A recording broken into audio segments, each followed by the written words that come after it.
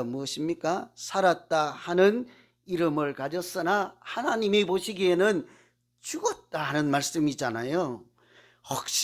혹시라도 우리 교회는 이런 소리는 듣지 말아야 하지 않겠는가 하고 각성하고 하나님께 지혜를 구하고 어떻게 그렇게 살아있는 믿음으로 발전하고 성장할 수 있을까 지혜를 구할 때마다 하나님께서 꾸짖지 아니하시고 후히 주신다고 했으니 우리 모두에게 그런 교회를 만들어 가도록 하나님께서 도우시고 지혜도 주실 줄로 믿습니다. 한순간이거든요. 좋은 교회가 이상한 교회 되고 좋은 교회가 나쁜 교회 되고 사람들이 비난하는 교회 되기는 한순간이거든요. 오늘 말씀에 등장하는 4대 교회는 겉으로 보기에는 괜찮은 교회였습니다. 그런데 하나님이 보시고는 살았다 하는 이름은 있으나 죽은 교회라고 책망하잖아요. 여러분 요한계시록에 7교회가 등장해요. 에베소 서머나 두아디라 에스보드 사데 사빌라 빌라델피아 에스보드 사빌라 라오디게아 6개인가?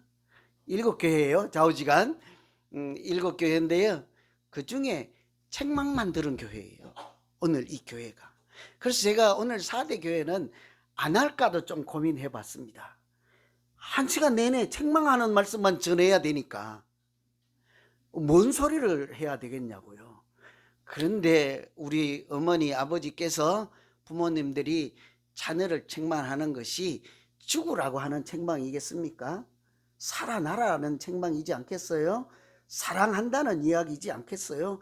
그래서 4대 교회를 통해서도 우리에게 주시는 하나님의 말씀이 틀림없이 있을 것이다. 그 말씀을 오늘 그 당시에 4대 교회에게만 주시는 말씀이 아니라 오늘 믿음 생활하는 나에게 주시는 말씀으로 반면교사로 삼고 우리가 보아도 괜찮은 교회 또한 하나님이 보시기에도 살아있는 믿음으로 그렇게 신앙생활하는 교회가 되기를 간절히 소망합니다.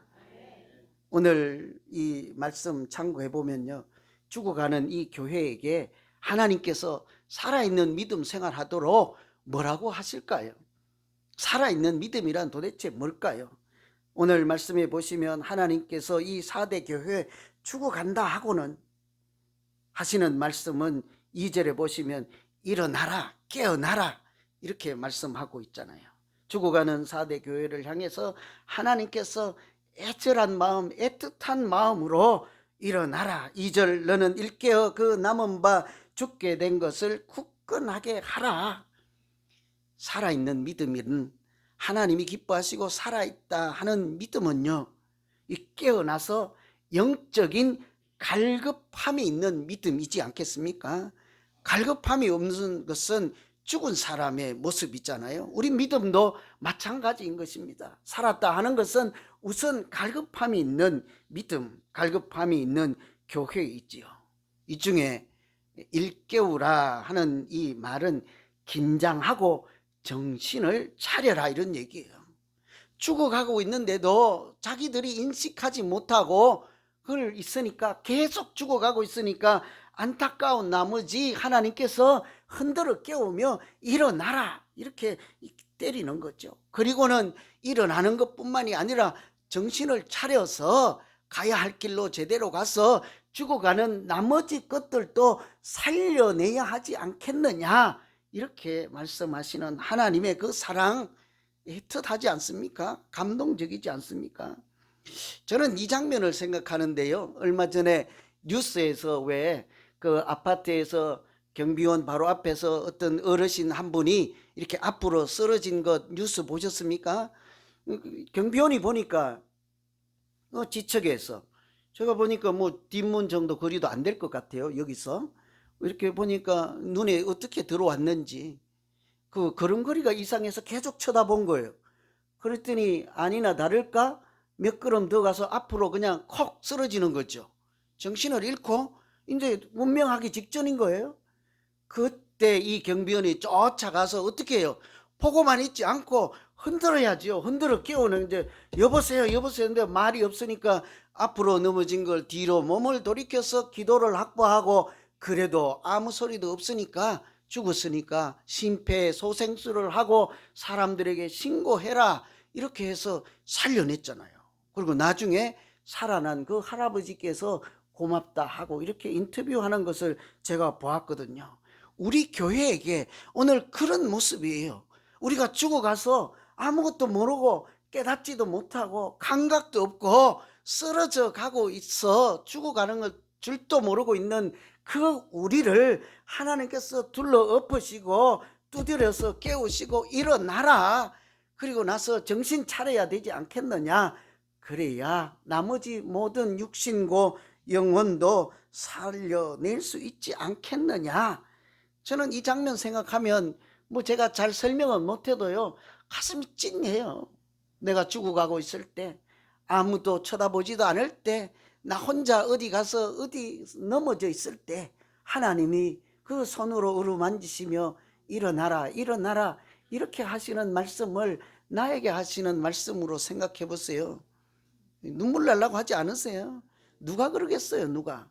죽어간들, 숨을 못 쉰들, 고통스러움들, 억울함을 당한들, 소외를 당한들, 누구한테 욕을 먹든 누가 아는 척 하겠습니까? 하나님께서 우리를 고아처럼 버리지 아니하시고 성령의 손으로 어루만져 깨우시며 일어나라 일어나라.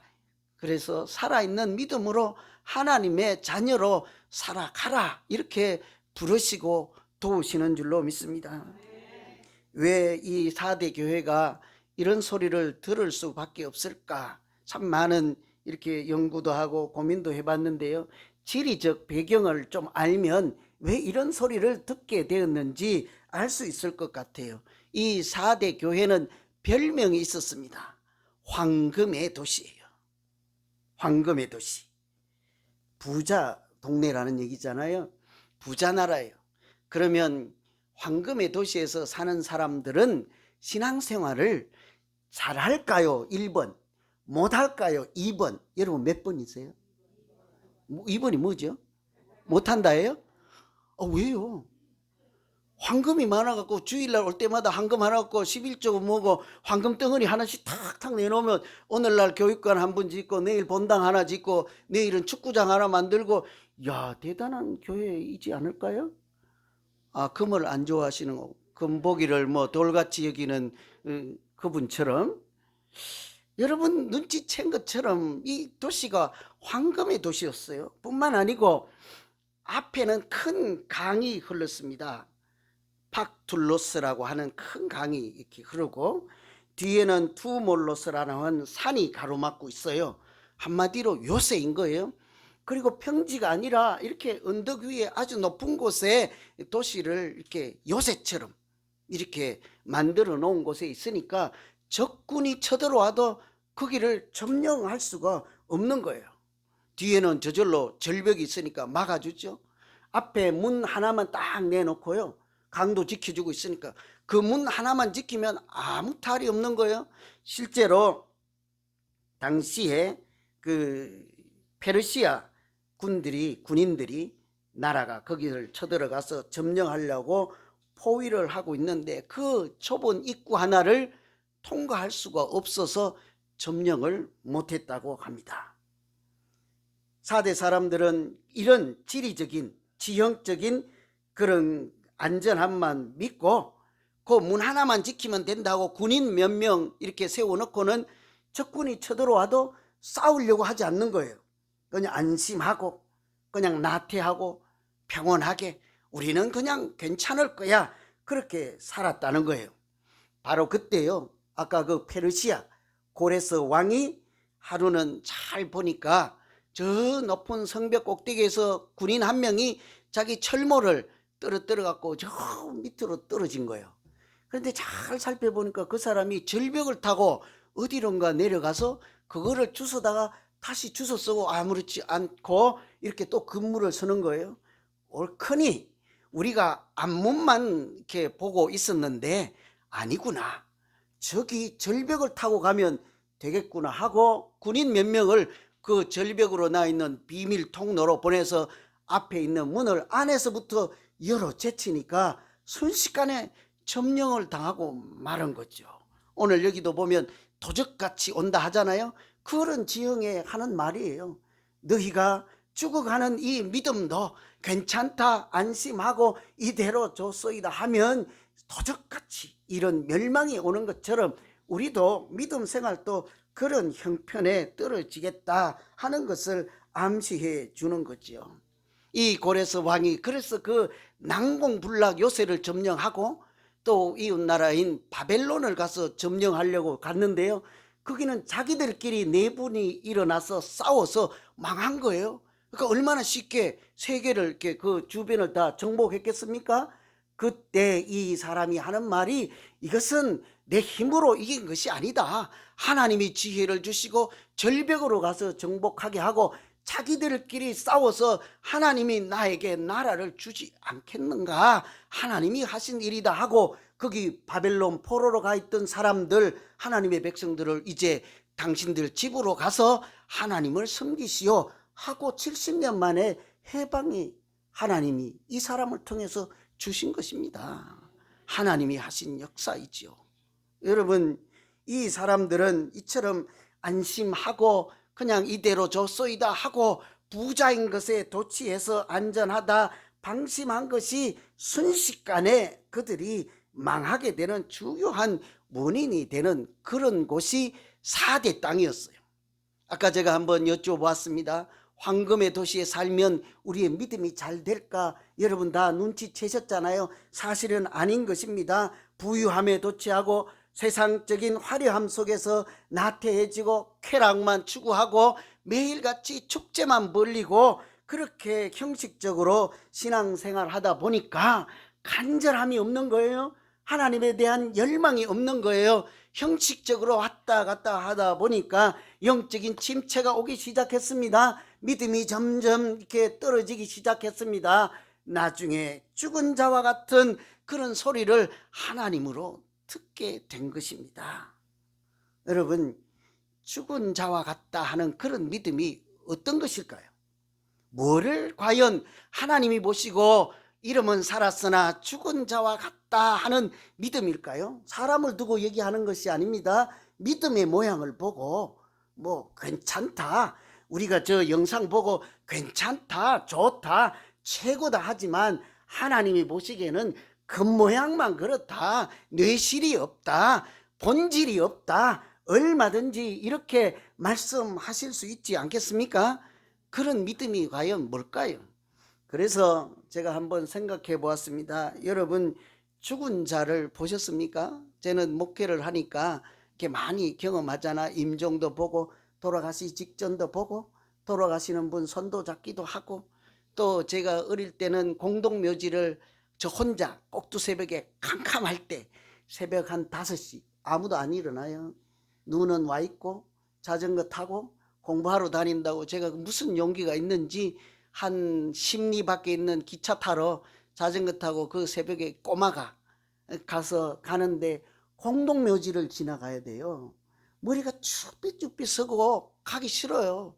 그래도 가겠다고 저 혼자, 제가 이제 자원해서 신청한 거니까 공부하겠다고. 그때 그 무서웠던 그 공동묘지 죽은 분들 있잖아요. 죽은 분들 특징이 뭔지를 압니까? 죽은 분들도 손이 있잖아요. 손이 와서 내가 가면 칩니까?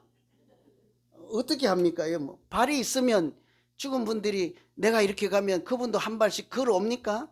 아무 소용없어요. 눈이 있으면 봅니까? 못 봐요. 귀가 있으면 듣습니까? 소용없어요. 중고등부 때 우리 수련회 가잖아요. 담력 훈련 시킨다고 우리 유치원 뭐 중고등부 교사들이 밤에 이렇게 가잖아요. 믿음 담력 훈련 시킨다고 이렇게 가서 하다 보니까 하루는요, 저 앞에 하얀 소복을 입은 여자가 머리를 헤쳐 풀고 이렇게 자꾸 다가오는데요. 이제 우리 까무라치게 놀랐지요. 그래서 이제 주춤하고 있는데, 그래서 별로 이제 가만히 있는가 또 한 걸음 가다 보니까 그 여인도 자꾸 와요. 나중에 알고 보니까 비닐 있죠, 비닐 부대. 그 나락 같은 거 이런 거 곡식 덮어놓은 비닐이 바람에 휘날리고 그 위에는 지푸라기가 있었던 거예요. 그 여인이 왜 자꾸 와요? 내가 가서 가까워진 거예요. 안 왔어요. 죽은 자는 말이 없습니다. 죽은 자는 열망도 없어요. 죽은 자는 소원도 없어요. 열심히 살아보겠다 하는 의지도 없는 것입니다. 여러분, 제가 지금 죽은 자를 설명했는데 이것을 믿음으로 바꿔서 한번 해봐요. 우리가 잘은 모르고 정확하지도 않지만 죽은 믿음 같다 하는 소리를 그럴 때 이럴 때 들을 수 있지 않을까? 우리 다 눈 있잖아요. 그런데 뭘 봅니까? 사물은 보고 내가 먹는 거는 보지만 하나님의 말씀인 성경은 보십니까? 뜨고 있으나 하나님이 보시기에는 못 보는 눈이라고 하지 않겠습니까? 귀는 있어도 세상의 소리는 듣고 내 욕하는 소리는 들리는데 하나님 말씀 이 시간에 여기 계셔도 설교 말씀도 안 들리는 분들 있잖아요. 귀가 살아있는 귀이겠습니까?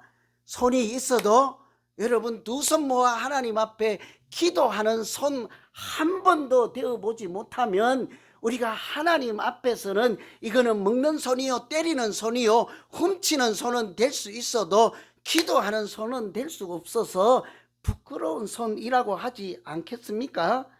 우리가 발은 있어도 내 가고 싶은 곳은 많이 가고 라스베가스도 가고 백두산도 가고 동부는 가고 뭐 여기 대륙횡단 제 소원이거든요. 나중에 같이 한번 하실래요? 대륙횡단 같은 거 그때는 발이 열심히 움직여도 복음을 전하는 복음의 발로 한 번도 사용하지 않는다면 그것도 참 하나님 앞에서는 부끄러운 발 될 수 있지 않겠습니까? 우리가 입은 있어도 남을 비난하기는 잘하고 그렇게 뒤에서 험담은 잘해도 하나님을 찬송할 때는 이렇게 묵묵부담으로 입도 놀리지도 않고. 그래서 제가 오늘 여러분 찬송하는 거 들어보니까 우리 입들은 괜찮더라고요. 되게 열심히 하시더라고요. 제가 앞에서 은혜 받았어요. 너무 열심히, 목사님도 열심히 인도하시지만 손뼉 칠 때도 열심히 하시고 찬송할 때. 그래서 이건 제가 뺄게요 그냥. 그죠? 우리 입은 있어도 험담하고 흉보는 입이 아니라 찬송하지 않는다면 하나님 앞에서는 그건 죽은 입과 다를 바가 무엇이 있겠습니까? 이게요 충분한 설명은 되지 않아도 우리가 믿음이 죽었다 하는 소리를 들을 만한 비슷한 설명은 될 수 있지 않겠어요? 여러분, 이런 우리에게, 이런 4대 교회에게 하나님이 말씀하시기를 일깨워 남은 바 죽게 된 것을 굳게 하라 이렇게 말씀하십니다. 죽어가는 것이라는 것은 아직 덜 죽었어요. 조금은 살아있어요. 그러니까 그것을 흔들어 깨우라고요. 그래서 살아나서 나머지 죽어가는 것들조차 살려내라 하는 말씀이거든요. 여러분, 참 눈물겨운 하나님의 말씀이에요. 다 죽어가는 우리 영혼을 흔들어 깨워서 이러면 되겠니? 일어나라. 지금 아직 죽어가는 이 한 부분 네가 잘하는 그것이라도 살려내서 네 신앙생활 전체가 네 가정 전체가 네 영혼 전체가 살아날 수 있도록 어서 제발 일어나라 이런 소리이지 않겠습니까? 내가 잘은 모르는데 스쳐가는 영상 하나예요. 1살 된 애기인데 천국에 보내고 몇 명을 살려서 꼬마가 아마 운명한 것 같아요. 그 아버지가 마지막 그 애기한테 하는 그 장면이었거든요. 그때 그 아버지 심정이 뭐라고 하겠어요? 일어나라 이렇게 하지 않겠습니까? 4대 교회를 향한 이런 이게 단순한 책망만이 아니라는 거예요. 이 죽어가는 완전히 죽지는 않았으니까 이제라도 일어나라 깨어나라 하는 하나님의 눈물겨운 감동하는 그런 사랑의 말씀이지요. 위로의 말씀, 격려의 말씀이지 않겠습니까? 하나님께서 우리에게 틀림없이 우리가 잘할 수 있는 것 주셨을 것입니다. 하나씩은 틀림없이 주셨어요.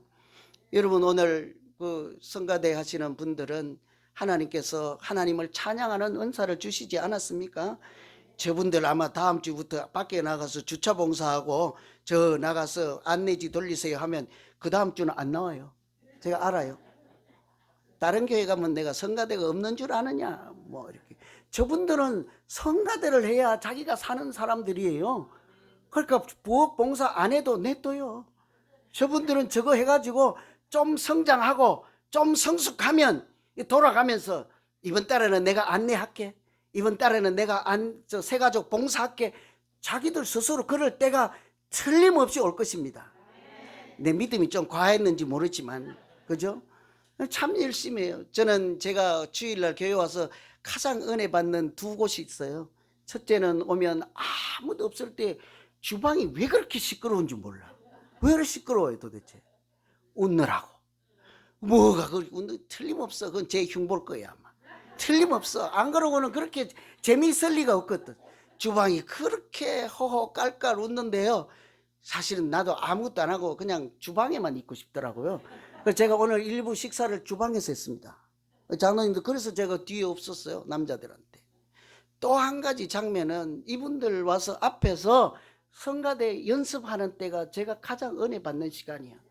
사실은요, 예배 시간에 성가대 하는 것 말고 일찍 와서 내가 오늘 하나님 앞에 찬양으로 나아가야지, 오늘 함께 예배 드리는 분들께 내가 이 시간을 쪼개고 헌신하고 저 멀리서 일찍 와서 열심으로 준비해서 화음도 안 맞는데 맨날 이렇게 이쪽 갔다 저쪽 갔다 하지만 그래도 찬양해서 그렇게 우리 예배가 은혜로운 예배 되기를 바랍니다 하는 기도하는 마음으로, 사실은 그 순간이, 예배 시간 전에 연습하는 그 순간이 저분들은 하나님 앞에 산 제사를 들어있는 그 시간이 제대로 드리는 예배예요. 네? 그때가 제가 제일 감동받아요. 제가 그래서 일부러 한 번씩 꼭 화장실 가요. 괜히 이렇게 목내에 놓고 보면 민망할 거 아니에요. 내가 한 번씩 꼭 화장실 간다니까요. 안 보는 척 하면서 다 보고 있죠. 저분들은 찬양해야 살아나는 사람들이에요. 어떤 사람들은 하나님의 말씀을 배워야 그 영혼이 충만해지는 분들이 있잖아요. 지난주에도 보니까 피골이 상접해가지고 하루 종일 일하고 오면서 하는 말이 괜히 왔다, 안 올 걸 왔다, 왜 왔냐. 저녁에 공부하는 사람들, 에? 오늘만 쉬면 안 되냐, 뭐 하루하고 방학하자, 그렇게 와놓고는 집에 갈 때 보면 언제 그랬냐 하는 듯이요, 생글생글 방글방글 하면서 집에 가요. 그분들은 말씀 공부해야 살아나는 사람들이에요. 여러분, 우리에게 하나님이 이런 것을 한 가지씩 다 주셨다고요. 어떤 분은 봉사해야지 기쁨이 충만해요. 어떤 사람들은 안내를 해야 충만하고. 여러분, 이런 거 한 가지씩만 기억하고 그것만이라도 방치해 두지 말고 버려두지 말고 나중에 해야지 말고 그것만 부여잡고라도 하나님 앞에 열정을 가지고 갈망하는 마음을 가지고 하나님 앞에 나아가는 훈련하시면 하나님은 우리 전체 영혼을 살리시고 내 믿음 생활이 하나님이 살아있는 믿음이라고 칭찬할 만한 그런 믿음 되게 해 주실 줄로 믿습니다. 하나님이 간절히 찾는 자를 하나님이 만나 주신 자 하잖아요. 신앙이라고 하는 것은 열망이에요. 하나님을 향한 간절함 그 자체가 믿음 생활이지 않겠습니까? 그러니까 오늘 우리가 예배를 드릴지라도 그냥 근성근성 드리지 말고 성경에 있는 것처럼 신령과 진정으로 예배를 드리고, 말씀을 읽어도 그냥 읽는 둥 마는 둥 그렇게 읽을 것이 아니라 사모하는 마음을 가지고 하나님, 성령 하나님께서 이 말씀 좀 깨닫게 해 주시고, 그래서 나에게도 말씀이 꿀송이 같은 달콤한 말씀, 능력 있는 하나님 말씀 되게 해 주십시오. 이렇게 하면 하나님은 우리 영혼을 소생케 하시고 살아있는 믿음으로 인도해 가실 줄로 믿습니다. 이렇게 믿음 생활해야 되지 않겠어요? 4대 교회를 향한 말씀, 오늘 우리에게 주시는 말씀이에요. 두 번째, 하나님께서 살아있는 믿음이라고 하는 것, 이 죽어가는 사람들에게 하신 두 번째 말씀은 하나님 앞에서, 천사들 앞에서도 내 이름을 시인해 주는 믿음인 거예요. 인정해 주겠다는 것이죠. 여러분, 우리가 가장 두려운 것이, 이제 사실 얼마 전에 누가 그렇게 기도했더라? 우리 기도하시는데 솔직히 말씀, 강 집사님이 그랬던가? 솔직히 말씀드리면 우리 20년, 30년 시한부 인생을 살고 있는 중이지 않습니까? 그 기도할 때 자기가 그러더라고요. 자기가 이제 한 80 됐나 봐. 그럼 20이면 100살이니까 맞아요. 그죠? 70이면 30년. 사실은 뭐 설명을 하자면, 비유를 하자면 사실은 얼마 남지 않는 인생을 살아가는 분들이지 않겠습니까? 그런데 우리가 한 번쯤은 고민해야 되지 않을 거예요. 하나님 앞에 나아가면 난 너 몰라, 이런 소리는 듣지 말아야 하지 않겠습니까? 반대로 나 너 기억한다, 나 너 안다, 너 이름을 천사들 앞에서 하나님 앞에서 내가 시인하고 인정해 줄게 하는 이런 믿음 생활해야 되지 않겠냐고요. 그런 믿음 생활이 살아있는 믿음이요, 구체적으로는 옷을 더럽히지 않는 믿음 생활이라고 오늘 말씀하고 있잖아요. 4절에 보시면 그 4대에도 옷을 더럽히지 아니한 자 몇 명이 내게 있어 흰 옷을 입고 나와 함께 다니리니 그들은 합당한 자이라. 옷을 더럽히지 않는 사람들, 그들은 하늘에서도 흰 옷을 입고 하나님과 함께 거닌다고 하시잖아요. 같이 다니신다고 말씀합니다. 5절에 계속해서 이기는 자는 이와 같이 흰 옷을 입을 것이요 내가 그 이름을 생명책에서 결코 지우지 아니하고 그 이름을 내 아버지 앞과 그의 천사들 앞에서 시인하리라. 오늘 뭐 아무 설교 안 해도요, 저는 제가 기도하기를 여기 계신 한 분 한 분은 하나님 은혜 보좌 앞에서 우리가 나아갔을 때 하나님이 시인해 주시는 거룩한 성도 한 분 한 분 다 되시기를 간절히 기도하고 기원합니다. 다른 것이 무엇이 필요하겠냐고요. 어떤 사람들을 하나님이 그렇게 하신다고요? 옷을 더럽히지 않은 남아있는 몇 명, 소수라는 거예요. 많은 사람들은 자기 옷을 더럽혔다는 거예요. 그러니까 이제 다음 주부터 토요일 날 세탁소 가서 자기 옷 맡겼다가 또 밤에 와서 찾아와서 주일에 와서 새 옷 입고 나와갖고는 나 만나면 목사님 나 새 옷 입고 왔어요, 더러운 건 안 묻혔어요, 이런 얘기는 아니에요. 날마다 또 새 옷 사 입고 오지 마세요. 이 새 옷이라고 하는 영적인 옷이에요. 우리 행실의 옷이에요. 우리 믿음의 옷입니다. 그 옷에 죄로 물들지 않고 악으로 물들지 않고 나쁜 행실로 더럽히지 않았다 하는 거예요. 우상 숭배로 때묻지 않게 했다, 이런 얘기이지 않겠습니까? 그 4대 교회 사람들은 부자 동네라 잘 사는 사람들이 많으니까 흥청망청 축제에 가고 또 이렇게 유흥에 가고 쾌락에 가서 아주 세상 문화로 세속화되어 있어서 그들이 더럽혀진 거예요. 영적으로 죽어가는 것처럼 그렇게 된 거예요. 그런데도 많은 사람이 그렇게 믿음 생활을 하는데도 불구하고 몇 사람은 남아 있어서 믿음의 본질을 지킨 거예요. 예수 이름을 불렀습니다. 종교 개혁할 때 외쳤던 것처럼 오직 성경, 오직 은혜, 오직 믿음으로 하나님 앞에서 진실되고 신실한 믿음 생활을 했던 몇 사람이 남아 있다는 거예요. 그래서 원어적으로 풀어보면 옷을 더럽히지 않은 사람들은 남은 자라는 얘기예요. 마치 바알 숭배를 하지 않고 남은 자 7,000명을 남겨두었다 하는 그때 말씀 같은 사람들이에요.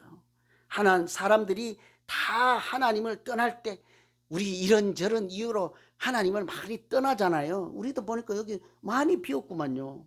저 뒤에도 지난주에는 의자 갖다 놓고 했더니 다 어디 가셨냐고요.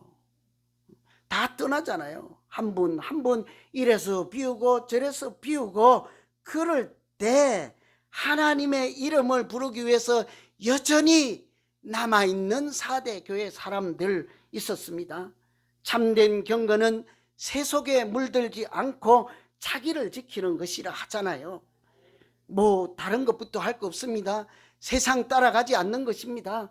세상 사람들과 같은 가치관 아니라, 세상의 가치관이 아니라 하나님의 생각을 붙잡고 사는 사람들을 경건한 사람들이라고 불러요.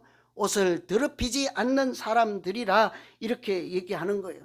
물질적이든지 아까 이제 무사 안일하게 우리는 안전하다, 안전하다. 요새에 사는 것처럼 누가 쳐들어와도 괜찮다 하고 보초 몇 명 세워놓고, 여러분 이 장면을요 우리 교회로 생각해봐요. 우리 교회는 괜찮다 괜찮다 하고 네가 나가서 기도해야 하고 우리 99명은 놀고 있어.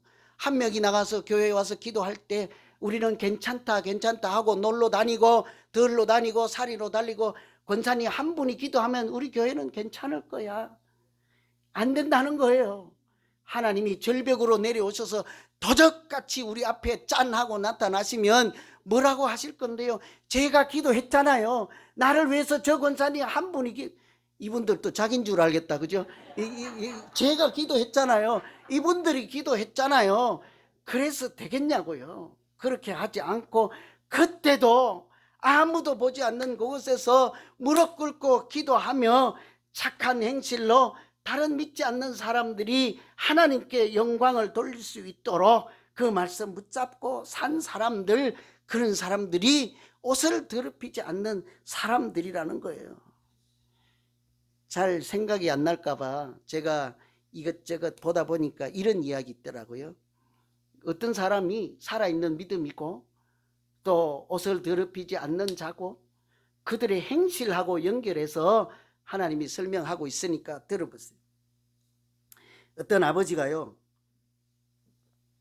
좀 늦게 예수를 믿게 되었나 봐요. 그래갖고 하루는 자식들을 불러 모았어요. 내가 늦은 나이에 교회를 다니게 되었으니 우리 집은 이제 앞으로 예수 믿기로 하자. 그리고 너희들도 각 지방에 나가서 살지만 앞으로 주일에는 교회를 나가라. 우리 다 예수 믿자. 이제 아버지 말씀이니까 아버지가 좀 저보다는 좀 훌륭한 아버지 같아요. 그래서 애들이 말을 들었어요. 우리 집엔 그러면 또 욕이 될라 좀. 그냥 이것도 하지 말죠. 뭐 어쨌든 아버지 말씀 순종해서 자녀들이 이제 교회를 나가기 시작했습니다. 얼마 후에 그 아버지가 몇 달 지나서 자녀들을 다시 불러 모았어요. 그리고는 교회에 나가서 보니 무엇이 달라졌더냐 물은 거예요. 그래서 큰 아들이 말하기를 내 삶이 좀 경건해진 것 같습니다. 사업도 예전보다 더 잘 됩니다. 아버지 고맙습니다. 얼마나 다행이에요, 그죠? 복 받았죠. 둘째 아들은 그러고 나서 이렇게 얘기를 하는 거예요. 내가 교회에 나간 덕분에 친구들을, 좋은 친구들을 많이 만나서 좀 요즘은 외롭지 않고 심심하지 않게 그렇게 잘 살고 있습니다. 셋째 아들은 그 자리에 나타나지도 않고 편지 한 통만 달랑 보낸 거예요. 하는 말이 요즘 우리 마을에 계신 장애우들과 노인들을 위해서 좀 하는 일이 있어서 제가 도저히 시간을 낼 수 없어서 죄송한 마음으로 이렇게 편지를 대신 보냅니다. 이렇게 했어요. 아버지께서 들으시고 아버지께서 보시고 이 세 아들 중에 누가 교회 가서 제대로 하나님을 만나고 예수님을 만나고 은혜 받은 신앙생활, 살아있는 믿음 생활을 하는 사람이라 이렇게 생각했을까요? 세 아들 중에. 나는 셋째예요. 첫째가 경건하다고 그랬는데 나는 지금 경건하고 잘 사업도 잘 된다 했는데, 둘째 아들은 좋은 친구들, 믿음의 친구들 많이 만났다는데, 셋째 아들은 오지도 않고 그랬다는데, 여러분 설명 안 해도 우리가 잘 알잖아요. 저 성경 말씀에도 나더러 주여 주여 하는 자마다 천국에 들어갈 것이 아니요 다만 하늘에 계신 내 아버지 뜻대로 행하는 자라야 들어가리라, 이렇게 말씀하셨잖아요. 우리 믿음이라고 하는 것은 그냥 겉모양에 있는 것이 아닙니다. 우리가 이렇게 화려한 새가족 잔치한다고 그것이 전부가 아닌 것입니다. 우리의 본심이, 내 마음의 중심이 하나님을 얼마나 향하고 하나님에 대한 얼마나 갈급한 마음이 있고, 하나님 아니면 내가 죽겠나이다 하고 십자가 아래에 나가서 그 보혈의 은총을 붙잡고 내가 하나님의 자녀로 살겠사오니 나 같은 죄인 살리신 그 은혜로 오늘 또 하루 살게 하시고 내일 또 하나님 은혜 가운데 머물게 해 주시옵소서. 눈물로 사는 것이 우리 믿음 생활하는 것이지 않겠습니까? 그렇게 갈 때 하나님은 하늘나라에서도 이렇게 한대잖아요. 4대 교회 남은 자에게 흰옷을 입혀주시고 그들이 하나님과 함께 거닐게 하시고 그들을 승리자라 선포해 주시고 천사 앞에서 하나님 앞에서 그들의 이름을 시인해 주신다 했으니 우리 모두가 그렇게 살아있는 믿음으로 하나님도 인정해 주시고 우리 이름을 시인해 주시는 살아있는 믿음으로 복되게 살아가는 우리 교회 우리 모두 되기를 간절히 소망합니다. 같이 기도하겠습니다. 하나님 아버지,